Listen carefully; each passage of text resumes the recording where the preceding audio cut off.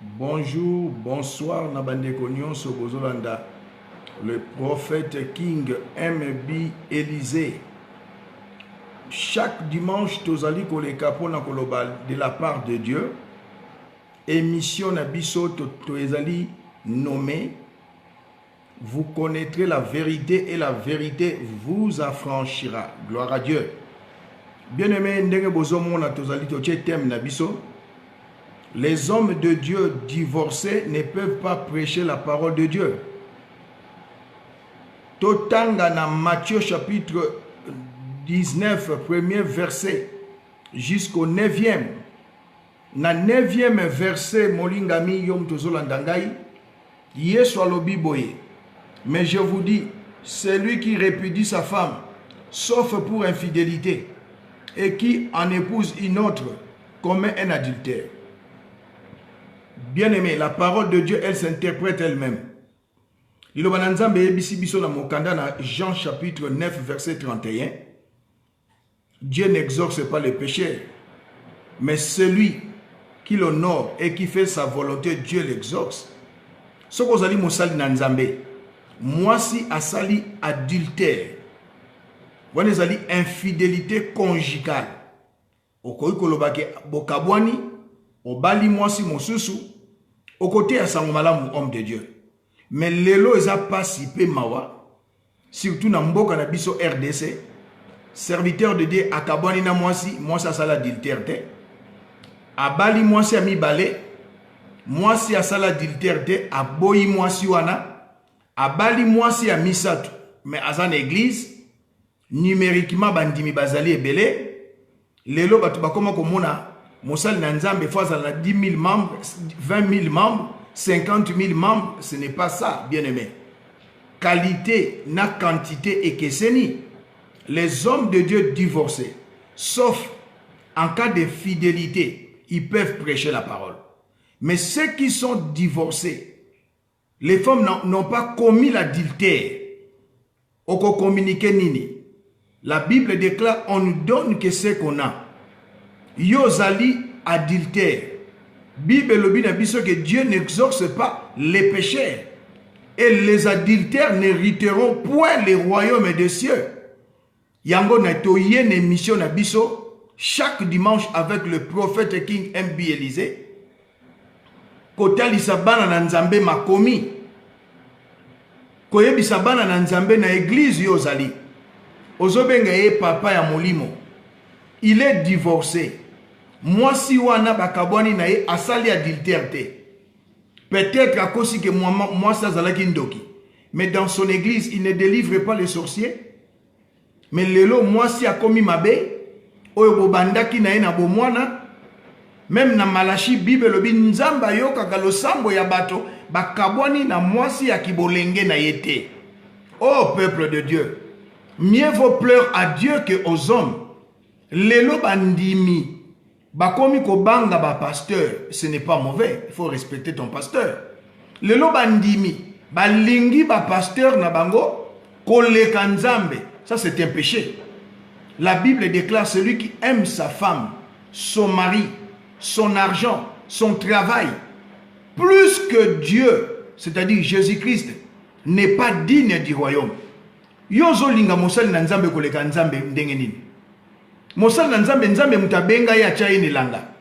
Mais yozo respecter mosali na nzambe, mais makomi na nzambe oza ko respecter yango te. Olobinga na kotala makambo zo sala te, mais non. Bien-aimé, c'est de l'abondance du cœur que la bouche parle. Mosali na nzambe oya divorcé, moi si asali ekobote bima na église wana. Mokolo ya suka boko kutana na lifelo. Linga ozala na église oyo pasteur aza fidèle na nzambe, azali fidèle na mwasi na ye. Pasteur oyo azali ko suye li conjugal na ete. Pasteur oyo azali ko bimana bandimité. Même na bandimi mosusu bazali basi ya mabala. Mais non, mes frères et sœurs, bientôt Jésus revient. La Bible déclare, cherchons la paix avec tous et la sanctification, sans laquelle personne ne verra Dieu. Bien-aimés, ce n'est que les sanctifiés qui seront enlevés. Tango trompette et kobeta. Mais yoza na kat na église. Pasteur a divorcé mbala liboso. A bengani mwasi. A divorcé mbala mi balé. A divorcé mbala mi satu. Oh bien-aimé, totanga na mokanda na Romain chapitre 7 verset 3. Bible lobi na biso. Si donc du vivant de son mari, elle devient la femme d'un autre homme, elle sera appelée adultère. Yozo bala mwasi aza divorcé. Maman, mobali na yo abengani yote. Okimi mobali pona problème moko boye. Mobali peut asali adultère te. Okimi mobali. Okeye pa mosusu. Oke obali babali yo na moto abali yo bosali adultère. Et les adultères n'hériteront pas le royaume des cieux. Toye na 1 Corinthiens, toza la carte na Bible, la parole de Dieu, elle s'interprète elle-même. L'apôtre Paul, na Matthieu, c'était l'apôtre Matthieu. Mais awa tomoni apôtre Paul, na 1 Corinthiens chapitre 7, na 10e, na 11e verset. Apôtre Paul, na apôtre Matthieu, bazalaki ba serviteur ya Christ. Ils étaient conduits par le Saint-Esprit. Bible lobi à ceux qui sont mariés. J'ordonne, non pas moi, il a précisé l'apôtre Paul, mais le Seigneur, que la femme ne se sépare point de son mari. Maman, okoboya mobali pombo, azasuna mbongo te. Okoboya mobali po akotaki prison, a umeli, po akomi na chaise roulante. Balobi na bisona, si elle est séparée, qu'elle demeure sans se marier, ou qu'elle se réconcilie avec son mari, que le mari ne répudie point sa femme. Alors, un homme de Dieu, divorcé, moi si asali ekobote, akokote ya sango malamu te. Azali ko communiquer batu ekobo. Azali ko sala bosoto. Soyez saints comme notre Dieu est saint. Molingami katina Yesu. Les hommes de Dieu divorcés ne doivent pas prêcher la parole de Dieu. Les hommes de Dieu divorcés, si la femme avait commis l'adultère, au Kabona Kinaye, au cours se remarier. Mais si la femme n'avait pas commis l'adultère, yoboyi mama bana, ok kobala mwasi mosusu. Oh, mieux vaut plaire à Dieu que aux hommes. Émission Nabiso, vous connaîtrez la vérité et la vérité vous affranchira. Molinga mitala na Matthieu 19, 1 à 9.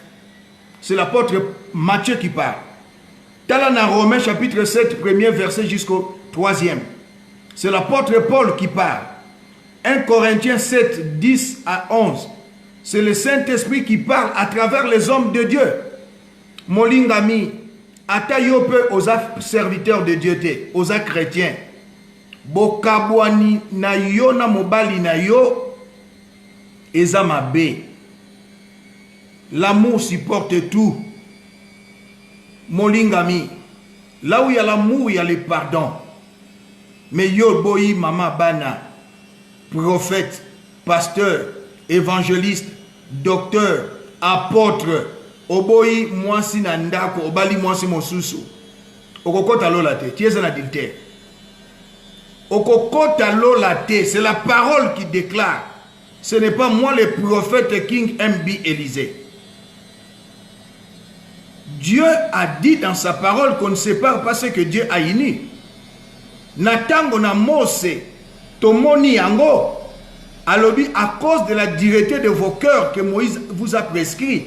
Nous ne sommes pas sous la loi, mais nous sommes sous la grâce. Mais le lot, comme on a pasteur, nous sommes comme la moitié lettre à divorce. Es-tu sous la loi ou es-tu sous la grâce? Bana na nzambe bo sosola. Bana na nzambe bo banga nzambe. Esther Sendula nzambe nanga pambola yo ma fille. Bo vanda na mwana nanga malamu oya bala yo na mbongo. Bola nzongo. Nzambe apambola bino bandeko nanga kati na Yesu. Bino pe bo vandi na union libre. Bo balanite. Bo kende ko régulariser mariage. ça les alliés impudicité. Les impudiques, ainsi que les adultères, les fornicateurs, n'hériteront pas les royaumes.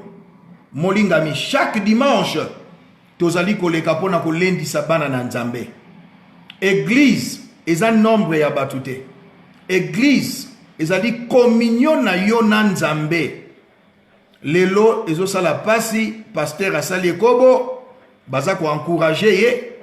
Mwana na nzamba bungi nzela, bazali ko encourager ye balobi tozangi bolingo. Non, la Bible déclare ôtez les méchants du milieu de vous. C'est la parole de Dieu. Les hommes de Dieu divorcés ne doivent pas prêcher la parole de Dieu. Zongela mwasi na yo akala. Bobongisa na ye. Mais soki yo lobite na kobongisa na ye te, tango kelele kobeta, okokutana na ba non chrétien na lifelo. C'était l'homme de Dieu, le prophète King M.B. Élisée, sentinelle de notre Seigneur Jésus-Christ. Par la grâce de Dieu, tokutana dimanche oikoya. Shalom.